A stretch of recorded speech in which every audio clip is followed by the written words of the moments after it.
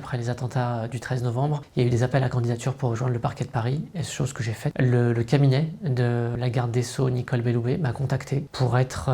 porte-parole du ministère de la Justice. Je vous avoue que je sais toujours pas qui a glissé mon nom et comment ça s'est fait. Et je suis allé passer 2 années auprès de Nicole Belloubet. Après 10 années, plus de 10 années dans la magistrature, j'étais au carrefour de 2 mondes, à savoir le milieu de la magistrature où je connaissais quand même pas mal de monde, et le milieu des étudiants où j'en avais de plus en plus qui me contactaient, notamment pour des questions pratiques sur leurs études. Et notamment avec la question très simple, comment je fais pour pas abandonner mes études, je suis en perte de motivation, j'ai pas eu mon master 1, j'ai pas trouvé de stage. Et je me suis dit, il faudrait en fait créer un système dans lequel moi, je pourrais, entre guillemets, être au milieu, faire l'arbitre, recevoir les demandes des étudiants et les mettre en lien avec des professionnels qui pourraient ensuite les accompagner soit de manière très courte parce qu'ils ont une demande précise, soit les accompagner sur le long terme et avec un objectif ultime, c'est lutter contre le décrochage universitaire. C'est ça qui est le plus déconcertant en fait et le plus beau dans ce projet, c'est de me dire que chaque jour, je suis en capacité d'aider un étudiant qui est à Papeete, à l'autre bout du monde, comme je suis capable d'aider un étudiant qui est à 15 km de chez moi ou à 10 km de chez moi et qui est en galère, en le mettant en lien avec un professionnel qui lui n'attend qu'une seule chose, c'est donner du temps à cet étudiant. Et ça, je le fais de manière distancielle avec juste une boîte structurelle.